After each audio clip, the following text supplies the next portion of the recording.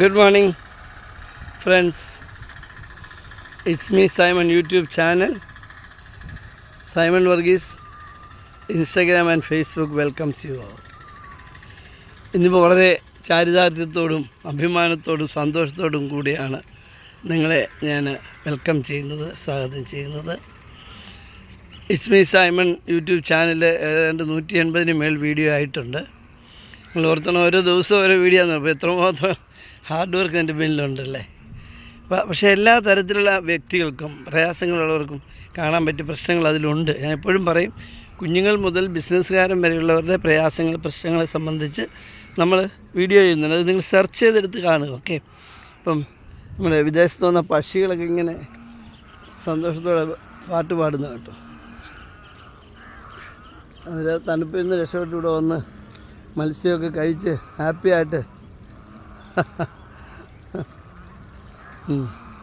പ്രിയമുള്ളവർ, ഇന്നത്തെ ദിവസത്തിൻ്റെ പ്രത്യേകത എന്താ അറിയാമോ?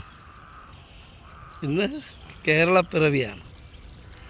ഈ ദിവസം നമ്മളെല്ലാം ആകാംക്ഷയോടെ പഠിക്കുന്നവർ, ചിന്തിക്കുന്നവർ, കാര്യങ്ങളെ മനസ്സിലാക്കുന്നവരെല്ലാം ആകാംക്ഷയോടെ നോക്കിയിരുന്ന ദിവസമാണ് ഇന്ന്. എന്നാൽ തിരഞ്ഞെടുപ്പുമായി ബന്ധപ്പെട്ട് എല്ലാ പ്രോട്ടോക്കോൾ വരാൻ സാധ്യതയുള്ളതുകൊണ്ട് ഗവൺമെൻറ് കുറേയധികം കാര്യങ്ങൾ നേരത്തെ പ്രഖ്യാപിച്ചു. ക്യാബിനറ്റ് കഴിഞ്ഞ ഉടനെ ബ്രീഫ് ചെയ്തു. ഇന്ന് 1-2 വരും.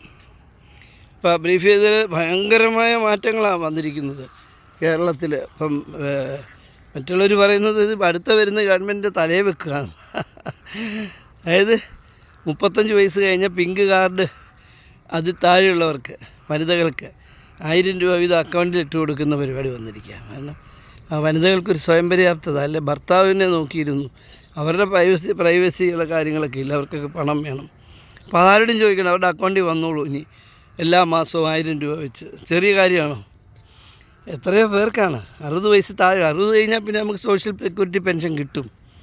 നമുക്ക് ആരുടെയും പുറകെ നടക്കേണ്ട ആവശ്യമില്ല, നമുക്ക് പണം കിട്ടും. അപ്പം നമ്മൾ അതുവരെയുള്ള കുട്ടികൾക്ക്, അതായത് 35-നും 60-നും ഇടയിലുള്ള വനിതകൾക്കാണ് അത് വന്നത്. പിങ്ക് കാർഡും അതിൽ താഴെയുള്ള കാർഡുകൾക്കുമാണ് അങ്ങനെ വന്നിരിക്കുന്നത്. ഓക്കെ.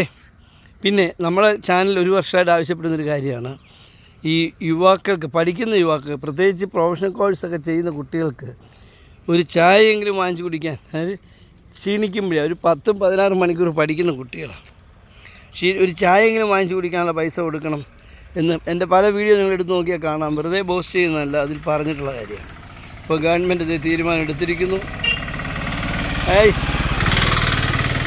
ഗവൺമെൻറ് തീരുമാനം എടുത്തിരിക്കുന്നു, 18 വയസ്സ് കഴിഞ്ഞ് പഠിക്കുന്ന കുട്ടികൾക്ക് 30 വയസ്സ് വരെ 1000 രൂപ അവരുടെ അക്കൗണ്ടിൽ ഇട്ട് കൊടുക്കാൻ തീരുമാനിച്ചു.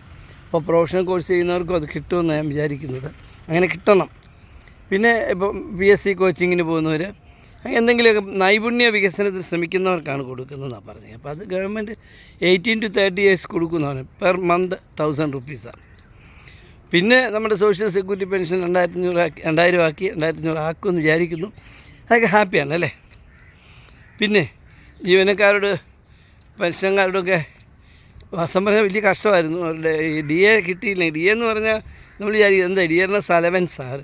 അത് സമൂഹത്തിലുണ്ടാകുന്ന വ്യതിചലനം അനുസരിച്ച് അവന് ജീവിക്കണമെങ്കിൽ അവൻ്റെ DA കൃത്യമായിട്ട് കിട്ടണം, എങ്കിലേ പിടിച്ചിരിക്കാം. പല ഉദ്യോഗസ്ഥന്മാരും കൂലിപ്പണിക്ക് പോകുന്ന സ്ഥിതിയിലേക്ക് വന്നെന്നാണ് പറയുന്നത്.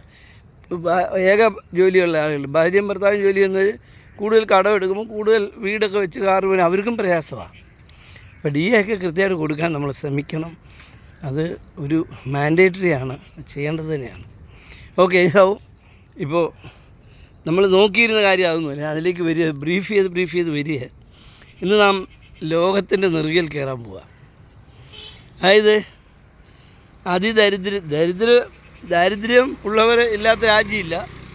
അമേരിക്കയിലും ഇംഗ്ലണ്ടിലും എല്ലാം ഉണ്ട്. പക്ഷേ അതിദരിദ്രരില്ല. അതായത് ഒരു നേരത്തെ ഭക്ഷണത്തിന് വൈകിയില്ല, മരുന്ന് മേടിക്കാൻ പൈസയില്ല, അല്ലെങ്കിൽ മേലാതെ കിടക്കുകയാണ് അച്ഛനും അമ്മയും, പക്ഷേ ഭക്ഷണം കൊടുക്കാൻ ആരുമില്ല. അത് പണം ഉണ്ടെങ്കിൽ പോലും ചെയ്യാൻ മക്കൾക്ക് സമയമില്ല.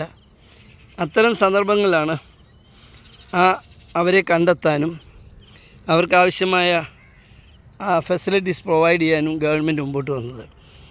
അതായത് ജോലിക്ക് പോകാൻ പറ്റുന്നില്ല, പക്ഷേ ആരോഗ്യമുണ്ട്, കുക്ക് ചെയ്യാൻ പറ്റുന്നെങ്കിൽ അവർക്ക് ഭക്ഷ്യസാധനങ്ങൾ വീട്ടിലെത്തിച്ചു കൊടുക്കുന്നു. അതുപോലെ തന്നെ മരുന്ന് വീട്ടിലെത്തിച്ചു കൊടുക്കുന്നു. പക്ഷെ ഒന്നും മേലാത്തവർക്ക് ഫുഡ് നിങ്ങൾ ആലോചിക്കും, ബ്രേക്ക്ഫാസ്റ്റ്, പിന്നെ ലഞ്ച്, ടീ, ഡിന്നർ, സപ്പർ എത്തിച്ചു കൊടുക്കുക. ഇത് എന്നുമാണെന്ന് പറയും, ഒരു ദിവസമല്ല. അതൊരു ഭയങ്കര ഉത്തരവാദിത്തമല്ലേ? അത് നമ്മൾ കാണണ്ടേ? ലോകത്തേതെങ്കിലും രാജ്യത്തുണ്ടോ? ഇല്ലല്ലോ. ഇപ്പോൾ ഹോംലെസ്സായി അമേരിക്കയിലൊക്കെ നടക്കുന്നവർ ഹോംലെസ്സായിട്ട് തന്നെ കിടക്കുക, വഴിയരികിലൊക്കെ ടെൻ്റടിച്ച് പോലീസ് വന്ന് അടിച്ച് ഓടിച്ച്. എന്തൊരു കഷ്ടം, മിസറബിൾ ലൈഫാണ്. ഇവിടെ എന്താണ്, എല്ലാവർക്കും ഭവനം കൊടുക്കുക, ഭവനം ഇല്ലാത്ത ആളുകൾ ഇല്ലാതെ വരാൻ വേണ്ടിയുള്ള പരിശീലനം നടന്നുകൊണ്ടിരിക്കുക, പ്രവർത്തനം നടന്നുകൊണ്ടിരിക്കുക. അത് ഈ മാസം ഡിസംബറിൽ പ്രഖ്യാപിക്കുമെന്നാണ് ഞാൻ മനസ്സിലാക്കുന്നത്. ആ സന്ദർഭത്തിലാണ് ഇവിടെ അതിദരിദ്രരില്ലാത്തൊരു സംസ്ഥാനമുണ്ട്. അത് ഇന്ത്യക്കാകെ അഭിമാനമാണ്. അതോടൊപ്പം ലോകത്തേതോ ഒരു രാജ്യമേ ഉള്ളൂ ഇങ്ങനെ ഇല്ലാത്തത്. അങ്ങനെ പേര് മറന്നുപോയി. ഒറ്റ രാജ്യമേ ഉള്ളൂ ഇങ്ങനെ അതിദരിദ്രരില്ലാത്ത ഒരു രാജ്യം മാത്രമേ ഉള്ളൂ. ഒക്കെ എല്ലായിടത്തും ഉണ്ട്. പക്ഷേ ഇവിടെ നമ്മൾ അഭിമാനകരമായ നേട്ടം കൊയ്തെടുക്കുകയാണ്. ഇന്ന് മുതൽ BBC ഒക്കെ ഓൾറെഡി ചെയ്തു തുടങ്ങി. BBC, CNN, international news medias എല്ലാം ചെയ്തു തുടങ്ങി. ഇന്ന് പ്രഖ്യാപനത്തിന് ശേഷമായിരിക്കും ഒരു ഭയങ്കര ബോംബുണ്ടാകാൻ പോകുന്നത്, ലോകം മുഴുവൻ ചാടിത്തുള്ളാൻ പോകുന്നത്. അതൊരു സംഭവമല്ലേ? യേശുനാഥൻ ഈ ഭൂമിയിലേക്ക് വന്നപ്പോൾ അദ്ദേഹത്തിൻ്റെ പല തിയറികൾക്കും ആളുകൾക്കെതിരായിരുന്നു. കാരണം അദ്ദേഹം പറയുന്ന ആർക്കും മനസ്സിലാകുന്നില്ലായിരുന്നു. അടിമകൾ വേണം, അങ്ങനെയൊക്കെയുള്ള കാഴ്ചപ്പാട് വ്യത്യസ്തമായി. എല്ലാവർക്കും ജീവിക്കണം, ഗുഡ് മോർണിംഗ്, എല്ലാവർക്കും ജീവിക്കണം, സന്തോഷം പോകണം എന്നുള്ള ഒരു വീക്ഷണം, അതിലേക്ക് നമ്മൾ എത്തപ്പെടുകയാണ് കേരള സംസ്ഥാനം. ഇന്ന് മുതൽ ഇപ്പോൾ നിങ്ങൾ ആലോചിക്കുക, പ്രായമായ ഒരു അമ്മച്ചി അപ്പനും ഉണ്ട്, ആരും നോക്കാനില്ല, ഭക്ഷണം വെച്ച് കഴിക്കാനില്ല. അവർ ജാതി ഏതാകട്ടെ, മതമേതാകട്ടെ, ബ്രാഹ്മണനാകട്ടെ, നായരാകട്ടെ, ഹിന്ദുവാകട്ടെ, മുസ്ലിമാകട്ടെ, ക്രിസ്ത്യൻ ആരെങ്കിലും ആയിക്കോട്ടെ, അവൻ്റെ ഭവനത്തിൽ രക്ഷാപ്രവർത്തകർ വരുന്നു. ദിവസവും രാവിലെ ബ്രേക്ക്ഫാസ്റ്റ് കൊടുക്കുന്നു, ലഞ്ച് കൊടുക്കുന്നു, ടീ കൊടുക്കുന്നു, 4 മണിയാകുമ്പം ഡിന്നർ കൊടുക്കുന്നു. ചെറിയ കാര്യമാണോ? അത് ലോകത്തിന് തന്നെ മാതൃകയാണ്. Good morning. നമ്മുടെ കേരളത്തിലാണെങ്കിൽ സംഭവമില്ല, അറിയുന്നുണ്ടോ? അതിദരിദ്രരില്ലാതെ പ്രഖ്യാപിക്കാൻ പോവുക. ലോകത്തെ 2ാമത്തെ സംസ്ഥാനമാണ്. ലോകത്ത് ഒരു രാജ്യത്ത് മാത്രം അതിദരിദ്രരില്ല. അപ്പം മേലെ ഒരാൾ വീട്ടിൽ കിടക്കുകയാണെങ്കിൽ അയാൾക്ക് ഫുഡ് വീട്ടിൽ കൊണ്ട് കൊടുക്കും. നടക്കുന്ന കാര്യമാണ് അതെ ബ്രദർ. ഇപ്പോൾ കേരളത്തിൽ നിൽക്കുമ്പോൾ ശരിയാ, നിങ്ങൾ ആന്ധ്രയിലോ കർണാടകയിലോ അല്ലെങ്കിൽ നിങ്ങൾ വേറെ സ്റ്റേറ്റ് ചെല്ലുമ്പോൾ ഉണ്ടല്ലോ, അവിടെ ഇപ്പോൾ ബംഗാളിൽ നിന്ന് ഇവിടെ വന്ന് ഈ ഭയങ്കര ചിരിയല്ലേ അവർ 1000 രൂപ കിട്ടുമ്പോൾ. അവിടെ 100 രൂപ ഉള്ളൂ. 100 രൂപ ഉള്ളൂ അവിടെ. ഇവിടെ 1000 രൂപ കൂലിയുണ്ട്. അതാ വ്യത്യാസം. ഇപ്പം നമ്മളിപ്പോൾ ഗൾഫിൽ പോയി, നമ്മൾ ഇതേ പണിയാണ് ചെയ്യുന്നത്. ഗൾഫിൽ ചെല്ലുമ്പോൾ വീട് പണിയുന്നത് ഇവിടെയും പണിയുന്നത് അവിടെയും. പക്ഷേ അവിടെ കൂടുതൽ ശമ്പളമുള്ള നമ്മൾ അങ്ങോട്ട് പോകും, അമേരിക്കയിൽ പോകും. തന്നെ എല്ലായിടത്തും നടക്കുന്നത്. പക്ഷെ ഒരു കാര്യമുണ്ട്, അതിദരിദ്രരില്ലാത്ത, അതായത് തീരെ പാവങ്ങൾ വീട്ടിൽ കിടക്കുന്നത്, അവർക്ക് ഭക്ഷണം കൊടുക്കാൻ, അല്ലെങ്കിൽ അവരെ സഹായിക്കാൻ ലോകത്ത് 2ാമത്തെ സംസ്ഥാനമായിട്ട് നമ്മൾ സംസ്ഥാനം ഇന്ത്യ മുഴുവനല്ലല്ലോ, പക്ഷേ ഒരു രാജ്യമുണ്ട്, അത് കഴിഞ്ഞാൽ 2ാമത് നമ്മളാണ്. ഇന്ന് അല്ലല്ല, BBC, നിങ്ങൾ CNN ഒക്കെ നോക്കി, അമേരിക്കൻ ന്യൂസ് ചാനലെല്ലാം ഇത് വന്നിരിക്കും. അവർക്ക് അത്ഭുതം ഇത് എങ്ങനെ സാധിക്കുമെന്നത്. അത് പെർമനൻറ്റ് മാസം. നിങ്ങൾ ഇവിടുത്തെ കമ്പനിയിൽ ചെന്നേ 400 രൂപയുള്ളൂ ഡെയിലി വേജസ്. കാരണം മാസം ശമ്പളം കൊടുക്കുന്നത്. അതുകൊണ്ട് അറിയാത്തത്. മറ്റേ ഡെയിലി കൊടുക്കുമ്പോൾ എന്നും പണിയില്ലാത്തതുകൊണ്ടാണ് കൂടുതൽ കിട്ടുന്നത്. ഒന്ന് പഠിക്കണേ പ്ലീസ്.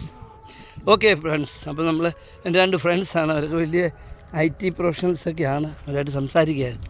അപ്പോൾ അവരൊരാൾ പറയുകയാണ്, ഈ കുടുംബശ്രീക്കാർക്ക് അല്പം കൂട്ടി കൊടുക്കും. കുടുംബശ്രീ അല്ല, തൊഴിലുറപ്പുകാർക്ക്. പക്ഷേ തൊഴിലുറപ്പുകാർക്ക് 100 ഡേയ്സാണ്. ആ ഡേയ്സിൻ്റെ വേജസ് കൊടുക്കുമ്പോൾ അത് കൂടുതലാണ്. പിന്നെ മോറോവർ അധികം ഫെസിലിറ്റീസ് കൊടുക്കുന്നുണ്ട്. ഓക്കെ, എനിക്കോ I am so proud of my state and nation. ഇവിടെ അതിദരിദ്രരില്ലാത്ത ഒരു സംസ്ഥാനമായി മാറുകയാണ്. ഇനി ആരെങ്കിലും നിങ്ങൾക്ക് കണ്ടെത്താൻ കഴിഞ്ഞെങ്കിൽ നിങ്ങൾക്ക് റിപ്പോർട്ട് ചെയ്യാം, അവർക്കും അത് കൊടുക്കും. പക്ഷേ ഗവൺമെൻറ് 5 വർഷത്തെ പ്രോജക്റ്റാണ് ഇപ്പോൾ ഈ നടത്തുന്നത്. 5 വർഷം കൊണ്ട് പഠിച്ചിട്ടാണ് ഇത് ചെയ്യുന്നത്. ഒന്ന് ആലോചിക്കുക, നിങ്ങളുടെ വീട്ടിൽ അച്ഛനും അമ്മയും മേലെ കിടക്കുക, നിങ്ങൾ അമേരിക്കയിലോ ഇംഗ്ലണ്ടിലായിരിക്കും, പക്ഷേ നിങ്ങളുടെ പണമുണ്ട്, ആര് ഭക്ഷണം കൊടുക്കും? പക്ഷേ ഇവിടെ ഗവൺമെൻറ് അത് ഏറ്റെടുത്ത് ചെയ്യുകയാണ്. രാവിലെ ഉച്ചയ്ക്കും വൈകിട്ടും. ചെറിയ കാര്യമാണ്, ഒന്ന് ആലോചിച്ച് നോക്കിയേ, ഒന്ന് മനസ്സിരുത്തി ആലോചിച്ച് നോക്കിയേ. വിമർശിക്കുന്നുണ്ട്. ഇത്രയും വലിയൊരു കാര്യം നടക്കുമ്പം 2 ദിവസമായിട്ട് ഇൻ്റർനാഷണൽ ന്യൂസിൽ ഇത് പൊയ്ക്കൊണ്ടിരിക്കുകയാണ്. അവർ അതൊന്നും മനസ്സിലാക്കാതെ ഇവിടെ വിമർശിക്കുക. അറിയത്തില്ല, പൊട്ടക്കുളത്തിൽ തവള പോലെ നമ്മൾ നാട്ടിൽ കിടന്ന് പറയുകയാണ് ഇവിടുത്തെ പത്രത്തിൽ വരുന്നു എന്നൊക്കെ. ഇവിടെ എന്ത് പത്രം? ഈ പത്രം ആര് വായിക്കും? ഇൻ്റർനാഷണൽ ന്യൂസിൽ കിടന്ന് കളിക്കുന്ന കാര്യമായി പറഞ്ഞത്. അപ്പം നമ്മൾ കേരളം ഇന്ത്യയുടെ ഒരു അഭിമാനമായി മാറിയിരിക്കുകയാണ്. തീർച്ചയായിട്ടും പ്രതിപക്ഷത്തിന് ഒത്തിരി കാര്യം അവരും ഒത്തിരി ചെയ്യുന്നുണ്ട്. ഈ പ്രതിപക്ഷം വിമർശിക്കുമ്പോൾ അവരറിയുന്നില്ല, അവർ ചെയ്യുന്നുണ്ട്. കാരണം ഈ പഞ്ചായത്തുകളും കുടുംബശ്രീകളിൽ കൂടെയാണ് ഈ ഭക്ഷണം കൊടുക്കുന്നത്. UDF ഭരിക്കുന്ന പഞ്ചായത്തുണ്ട് കേരളത്തിൽ, 400 മറ്റോ ഉണ്ട് ഇല്ലേ? BJP ഭരിക്കുന്നതുകൊണ്ട്, ഇടതുപക്ഷം ഭരിക്കുന്ന കൂടുതലുള്ള. എനിക്കവും ഇതിപ്പോൾ പദ്ധതി അങ്ങോട്ട് നടപ്പാകും, ഇന്ന് പ്രഖ്യാപിക്കുക. ഓൾറെഡി ഇത് നടക്കാൻ കഴിഞ്ഞ 1 വർഷമായി ഇത് ചെയ്തുകൊണ്ടിരിക്കുകയാണ്. അത് വിജയിക്കുമെന്ന് അറിഞ്ഞിട്ട് പ്രഖ്യാപിക്കാൻ വേണ്ടി അത് പൈലറ്റ് പ്രോജക്റ്റ് കഴിഞ്ഞതാണ്. പലരും വിചാരം തുടങ്ങാൻ പോകുന്നേ ഉള്ളൂ, ഒരു പുട്ടുമൊക്കെ ആയിട്ട് ഇറങ്ങാൻ പോകുന്നതല്ല. ഇതവർ ചെയ്തുകൊണ്ടിരിക്കുകയായിരുന്നു, പൈലറ്റ് ചെയ്തുകൊണ്ടിരിക്കുകയായിരുന്നു, പഠിച്ചുകൊണ്ടിരിക്കുകയായിരുന്നു. എന്തായാലും നമുക്ക് അഭിമാനത്തോടെ പറയാം, നമ്മുടെ നാട് പണ്ട് ഓർക്കുന്നുണ്ടോ? നമ്മൾ ഇത് സാക്ഷരതയിൽ കോട്ടയം ടൗൺ ആദ്യം വന്നു, കോട്ടയം ജില്ല വന്നു, ഓർക്കുന്നുണ്ടോ? അന്ന് എന്തൊരു അഭിമാനം. അതുപോലെ തന്നെ ഒരു അതിനൂതനമായ പ്രോജക്റ്റാണ് അതിദരിദ്രരില്ലാത്ത ഒരു സംസ്ഥാനം. അതാരാ പ്രഖ്യാപിക്കുന്നത്? കേരളത്തിൻ്റെ അഭിമാനമായ പ്രിയപ്പെട്ട മുഖ്യമന്ത്രി പിണറായി വിജയൻ ആണ് പ്രഖ്യാപിക്കുന്നത്. ആ പറഞ്ഞ ചെയ്യുന്ന ആളാണ്, പറഞ്ഞ പോലെ പ്രവർത്തിക്കുന്ന, വാക്കിന് വ്യത്യാസമുള്ള ആളല്ല. അതുകൊണ്ടാണ് നമ്മളെല്ലാം വിശ്വസിക്കുന്നത്, അത് നമ്മൾ അംഗീകരിക്കുന്നത്. അപ്പോൾ ചില പ്രതിപക്ഷ നേതാക്കൾ പറഞ്ഞു, ഇത് വരുന്ന ഗവൺമെൻറ്റിന് മേൽ അധിക ഭാരം കെട്ടിവെക്കാൻ. എന്തിനാ ഗവൺമെൻറ് മാറുന്നു? അങ്ങനെയാണെങ്കിൽ അത്ര പേരുള്ളവർ വരാതിരുന്നാൽ പോലും അല്ലേ? ചുമതല ഏറ്റെടുക്കാനും അത് നിറവേറ്റാനും കഴിവുണ്ടെങ്കിൽ മാത്രമേ ഈ പണിക്ക് നിൽക്കാവുള്ളൂ, അല്ലാതെ നിൽക്കരുത്. പക്ഷെ എന്തായാലും ആര് ഭരിച്ചാലും ഇനിയിപ്പോൾ പുറകോട്ട് പോകാൻ പറ്റത്തില്ല. കേരളത്തിലെ അതിദാരിദ്ര്യത്തിൽ നമുക്ക് ദരിദ്രരെ തന്നെ ഇല്ലാതാക്കുന്നതിലേക്ക് നമ്മൾ വരേണ്ടതാണ്. നമുക്ക് ചെയ്യാവുന്ന കാര്യമുള്ളൂ. ഇപ്പം തന്നെ നമ്മുടെ ആളുകൾ വ്യക്തിപരമായി നമ്മുടെ നോട്ടത്തിൽ ഞാൻ ഒരു ഗവൺമെൻറ് ഓഫീസറാണ്, നിങ്ങൾക്കറിയാം. അന്നേരം ഗവൺമെൻറ് തമ്മിലുള്ള കേന്ദ്ര ഗവൺമെൻറ് പറയുന്നത് ഇവിടെ അന്ന് 6% BPL ഉള്ളൂ എന്നാണ്. നമ്മൾ പറയുന്നത് 13, ടർക്കിഷ് 11, 9 എന്നൊക്കെ പറഞ്ഞത്. എന്നുവെച്ചാൽ മറ്റ് സ്റ്റേറ്റിൽ 36, 46, 50 BPL ഉള്ളപ്പം ഇവിടെ നമ്മൾ 11, 13 പറയുമ്പോൾ അവർ പറയുന്നത് 6, 5 ഉള്ളെന്നാണ് പറയുന്നത്. സത്യം എനിക്കറിഞ്ഞുകൂടാ. എന്നാലും ദരിദ്രരുടെ എണ്ണം വളരെ കുറഞ്ഞിട്ടുണ്ട് കേരളത്തിൽ. തന്നെ നമ്മുടെ ഒരു മനസ്സാണ്. നമ്മൾ പ്രസ്ഥാനം ഭക്ഷിക്കുമ്പോൾ അതിലൊക്കെ ദരിദ്രം പട്ടിണിക്കുന്നതാണ്. നമ്മൾ മലയാളി എങ്ങനെയാണ് അത് നോക്കിയിരിക്കുമോ? അതുകൊണ്ടാണ് ഇതൊക്കെ സാധിക്കുന്നത്, നമ്മുടെ ആ മനസ്സുകൊണ്ടാണ്. തീർച്ചയായിട്ടും നമുക്ക് ഇച്ഛാശക്തിയുടെ നേതൃത്വം ഒരു ഗവൺമെൻറ്റും കൂടെ വന്നപ്പം അത് നമ്മളിപ്പോൾ ഈ ഇത്രയും വാചാലമായി ഞാൻ സംസാരിക്കുന്നത് ആർക്ക് വേണ്ടിയാണ്? സമൂഹത്തിൽ പിന്തള്ളപ്പെട്ട് കിടക്കുന്ന പാവപ്പെട്ടവർക്ക് വേണ്ടിയാണ്. അതുപോലെ ഇവിടെ ആർക്കൊരു സമയമുണ്ടോ? വലിയ ചിക്കനും ബ്രാൻഡിയും ഒക്കെ കടിച്ചു പറിച്ച് ഇരുന്ന് വാചകടിക്കുന്ന ആശാന്മാർക്ക് ഇതൊന്നും മനസ്സിലാകത്തില്ല. പക്ഷേ ഒന്നോർത്തോണം, ഈ ആശാന്മാർക്കും ഭാവിയിൽ ഇങ്ങനെയൊക്കെ വരാം. മക്കളൊക്കെ പോയിരിക്കുകയല്ലേ അമേരിക്കയിലും ഇംഗ്ലണ്ടിലൊക്കെ. അപ്പോൾ ഇവരിവിടെ കിടക്കുമ്പം നിങ്ങളുടെ അക്കൗണ്ടിൽ ചിലപ്പം പൈസ ഒന്നും കിടപ്പുണ്ട്, ആരും മേടിച്ച് തരും ഫുഡ്. അപ്പം ഗവൺമെൻറ് മുമ്പോട്ട് വരികയാണ്, സുരക്ഷിതമായി നിങ്ങളെ കാക്കും, നിങ്ങളെ കുത്തിക്കൊന്നും നിങ്ങളുടെ പൈസ എടുത്തുകൊണ്ട് പോകാനല്ല, മറിച്ച് ഉദ്യോഗസ്ഥൻ വോളണ്ടിയേഴ്സ് രാവിലെ ഉച്ചയ്ക്കും വൈകിട്ടും നിങ്ങളെ കാണാൻ വരുന്നു, നിങ്ങൾക്ക് ചൂടുള്ള ഭക്ഷണം തരുന്നു. എന്തെങ്കിലും പരാതി ഉണ്ടെങ്കിൽ മൊബൈൽ ഫോൺ എടുത്ത് CM-നെ വിളിക്കാം, അല്ലെങ്കിൽ തദ്ദേശ സ്വയംഭരണ വകുപ്പ് രാജേഷിനെ വിളിക്കാം. അപ്പോൾ അതിന് ആക്ഷൻ ഉണ്ടാകും. അതൊരു ചെറിയ കാര്യമല്ല. തീർച്ചയായിട്ടും നമുക്ക് സ്തുതിക്കാം, പ്രാർത്ഥിക്കുന്നവരാണ്. ഞാൻ ഇച്ചിരി ഞാൻ പ്രാർത്ഥിക്കുന്ന ആളാണ്.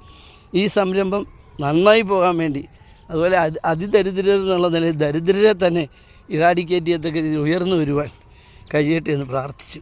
നിങ്ങൾക്കും പ്രാർത്ഥിക്കാം. നമുക്ക് സപ്പോർട്ട് ചെയ്യാമെന്നേ. നമുക്ക് നോക്കാം. നമ്മുടെ കേരളം ഇങ്ങനെ മിന്നിത്തിളങ്ങി വെട്ടിത്തിളങ്ങി കുതിച്ചു പായുമ്പം മുഖ്യമന്ത്രി ആരാണെന്ന് പറഞ്ഞ് തമ്മിലടിക്കാതെ മനുഷ്യന്മാരെ ആദ്യം സീറ്റ് പിടിക്കാൻ നോക്ക്. മുഖ്യമന്ത്രി ആരായാലും എന്താ? ഇപ്പം നമ്മളിങ്ങനെ ഒരു പേര് പറയുന്നല്ലേ ഉള്ളൂ. ഇതൊരു ഒരാളുടെ വ്യക്തിയുടെ പെരുമാറ്റമല്ലല്ലോ, ഇതൊരു ഗ്രൂപ്പിൻ്റെ എഫേർട്ടല്ലേ. ക്യാബിനറ്റ് മന്ത്രിമാർ മിടുക്കന്മാർ 19, 20. അതുപോലെ തന്നെ IAS ഓഫീസേഴ്സ്, IFS, ഈ നോൺ IASകാർ ഇഷ്ടംപോലെ ഉണ്ട്, മിടുക്കന്മാർ. ഇപ്പം നോൺ IAS അല്ലേ DYSP വരെ പോലീസിൽ, എൻക്വയറി നടത്തുന്നത് നടപടി എടുക്കുന്ന ആരാ ആക്ച്വലി? അവർക്ക് ഭൗതികവും വീക്ഷണപരവും അങ്ങനെയുള്ള ആ ഒരു സയൻറ്റിഫിക്കായിട്ടുള്ള നിർദ്ദേശം കൊടുക്കുന്ന ഒഫീഷ്യൽസ് ആണെങ്കിലും പ്രൈമ ഫേസ് കാര്യങ്ങൾ നടത്തുന്നത് നോൺ IAS IPSകാരാണ്. ഇവരെല്ലാം കൂടെ ചേരുന്നതാണ് ഈ നാടല്ലേ. പഞ്ചായത്ത് സെക്രട്ടറിമാർ, എന്താ സംഭവം അല്ലേ. ഒരിക്കൽ ഞാൻ തിരുവനന്തപുരത്ത് ചെന്നപ്പം ഒരാവശ്യം ചെന്നാ, അപ്പോൾ ഞാൻ കാണാൻ പോയ മന്ത്രി അവിടെ ഇല്ല. അപ്പോൾ അതിനൊരു കംപ്ലയിൻറ്റ് പറഞ്ഞേക്കാന്ന് പറഞ്ഞ് മുഖ്യമന്ത്രി ഓഫീസിൽ കയറിയതാണ്. അത് മുഖ്യമന്ത്രി ഇല്ല. അപ്പം സെക്രട്ടറി എന്നെ വിളിച്ചപ്പോൾ കുറച്ച് 5-6 പേര് അവിടെ നിൽപ്പുണ്ട്. എന്നോട് പറഞ്ഞ് ഇരിക്കാൻ പറഞ്ഞു. ഞാൻ അന്ന് ഞെട്ടിപ്പോയി. ഈ സെക്രട്ടറി ഇവിടെ ഇരിക്കാൻ പറഞ്ഞിട്ട് എന്നെപ്പറ്റി സെക്രട്ടറിമാരെ പറ്റി പറയുകയാണ്. 650 പരം എക്സിക്യൂട്ടീവ് ഉത്തരവ് നടപ്പാക്കുന്ന ഇത്രയും പവർഫുൾ ഓഫീസറാണ്. ഒരു ഗൺമാൻ പോലും ഇല്ല. എന്നാൽ കളക്ടർക്ക് ഗൺമാനൊക്കെ ഉണ്ട്. എല്ലാ തരം രാഷ്ട്രീയ പാർട്ടിയുടെ ആളുകളാണ് മെമ്പർമാരായിട്ട് വരുന്നത്. മിടുക്കന്മാർ. അവരുടെ ജനങ്ങൾക്ക് വേണ്ടി അവർ എന്തും പറയും, എന്തും ചെയ്യും. അപ്പോൾ അവരെ കൈകാര്യം ചെയ്തുകൊണ്ട് അല്ലെ അവരെ സമന്വയപ്പെടുത്തിക്കൊണ്ട് പ്രശ്നങ്ങൾ എന്നാൽ ഗവൺമെൻറ്റിൻ്റെ നിർദ്ദേശങ്ങൾ പാലിച്ചുകൊണ്ട് കാര്യങ്ങൾ നടത്തിക്കൊണ്ട് പോകുക എന്ന് പറഞ്ഞാൽ അത്ര എളുപ്പമല്ല. പല സെക്രട്ടറിമാരും പിഴവ് പറ്റുമ്പോൾ തല്ലുകൊള്ളുന്നുണ്ട്, പലരും ആത്മഹത്യ ചെയ്യുന്നുണ്ട്, പ്രഷർ കൂടി ഞരമ്പ് കൂട്ടുന്നുണ്ട്. ഇതിനിടയിലാണ് ഇത്രയും ഭംഗിയായിട്ട് കാര്യങ്ങൾ കാരണം നിങ്ങൾക്കറിയാമല്ലോ, ഒരു സെക്രട്ടറി അങ്ങോട്ട് വരുമ്പോൾ ആ സെക്രട്ടറി മാത്രമേ ഉള്ളൂ. സ്റ്റാഫിനെ പോലെ ഒരു പരിധി കഴിഞ്ഞ് നമുക്ക് ഡിപ്പെൻഡ് ചെയ്യാൻ പറ്റത്തില്ല. കാരണം അവർക്കും വ്യത്യസ്തമായ ആശയങ്ങളും അഭിലാഷങ്ങളും ഉള്ള. അപ്പം ഈ രാഷ്ട്രീയ പാർട്ടിയിലെ പ്രമുഖന്മാരുമായിട്ട് നമ്മൾ കുറിച്ച് ഇന്നത് അങ്ങോട്ട് ചെയ്യടോ എന്ന് പറഞ്ഞ് ചെയ്യുന്ന കസേരയും പൊക്കി പിടിച്ചൊക്കെ ചെയ്യിക്കുന്ന ആളുകളൊക്കെ ഉണ്ട്. ഒരിക്കലും എന്നെ ഇതുപോലെ ഭീഷണിപ്പെടുത്തി തന്നെ ഞാൻ 7 മാസത്തോളം പോലീസ് സംരക്ഷണ ജോലി ചെയ്തിട്ടുണ്ട്. കൊട്ടേഷൻ കൊടുത്തൊരു അതിനെ നമ്മൾ അതാണ് പറഞ്ഞത്, അതൊക്കെ നമ്മൾ അതിജീവിച്ചു. കൊട്ടേഷൻ കൊടുത്തിട്ട് നമ്മൾ ഓഫീസിൽ ചെല്ലുമ്പോൾ പോലീസ് മുമ്പിലും പുറകിലുമൊക്കെ ആയിട്ട് അങ്ങനെ പോയ ഒരു കാലമുണ്ട്. പക്ഷേ സെക്രട്ടറിമാർ അവരും നോൺ IAS അല്ലേ. അപ്പോൾ ഞാൻ പറഞ്ഞത് ഇവരെല്ലാവരും കൂടെ IAS, non IAS, IPS, non IPS ഇവരെല്ലാം കൂടെ ചേർന്നാണ് ഈ സമൂഹത്തെ കെട്ടിപ്പടുക്കുന്നത്. തീർച്ചയായിട്ടും അതിൻ്റെ നെടുനായകത്വം വഹിക്കുന്നത് പ്രിയപ്പെട്ട LDF നേതാവ് ബഹുമാനപ്പെട്ട പിണറായി വിജയൻ സാറാണെന്നുള്ള കാര്യം മാത്രമേ ഉള്ളൂ. എന്തായാലും salute you sir and your team.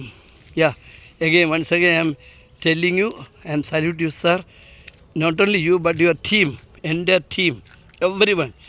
Okay, have a fantastic positive day. Praise our God. പിന്നെ വിമർശിക്കാവുന്നവരോട് വിമർശിക്കുന്ന നല്ല കാര്യമാണ്. പക്ഷേ നാടിൻ്റെ മാനം കെടുത്തുന്ന രീതി ആകരുത്. നിങ്ങൾ എന്നിട്ട് പഠിക്കൂ, നിങ്ങൾ ആ തെളിവായിട്ട് വരൂ, നിങ്ങളെ ഞങ്ങൾ വെൽക്കം ചെയ്യും. നിങ്ങൾ പറയുന്നതിൽ ഒരു ശരിയുടെ ഒരു അംശമെങ്കിലും ഉണ്ടെങ്കിൽ നമ്മളത് വെൽക്കം ചെയ്യും. Okay, all the best. പിന്നെ നമ്മൾ ഒരു തിരഞ്ഞെടുപ്പ് കഴിഞ്ഞാൽ പിന്നെ കേരളത്തിലെ ജനങ്ങൾക്ക് ഭരിക്കുന്നത് CPM മന്ത്രിയാണോ കോൺഗ്രസ് മന്ത്രിയാണോ എന്നുള്ള നോട്ടമൊന്നുമില്ല. ജനങ്ങൾക്ക് മന്ത്രിയെ തിരഞ്ഞെടുക്കാനുള്ള ഒരു പോംവഴി മാത്രമായി പൊളിറ്റിക്കൽ ലീഡേഴ്സ്. അത് കഴിഞ്ഞാൽ പിന്നെ അവരുടെ ഭരണമാണ്. ഞങ്ങൾക്ക് പിണറായി സാറും ഞങ്ങൾക്ക് ഇതുപോലുള്ള മന്ത്രിമാരെല്ലാം ഒരുപോലെയാണ്. നമുക്ക് രാഷ്ട്രീയം നോക്കിയല്ല നമ്മൾ കാര്യങ്ങൾ. അതുകൊണ്ട് നമുക്ക് തിരഞ്ഞെടുപ്പ് കഴിഞ്ഞാൽ അമിതമായ രാഷ്ട്രീയം വിട്ട് ജനക്ഷേമത്തെ പറ്റിയും ജനങ്ങളുടെ ഉന്നതിക്ക് വേണ്ടിയും പ്രവർത്തിക്കാം എന്ന് മാത്രം സൂചിപ്പിച്ചുകൊണ്ട് നമുക്ക് അവസാനിപ്പിക്കാം. Praise our God. Thank U.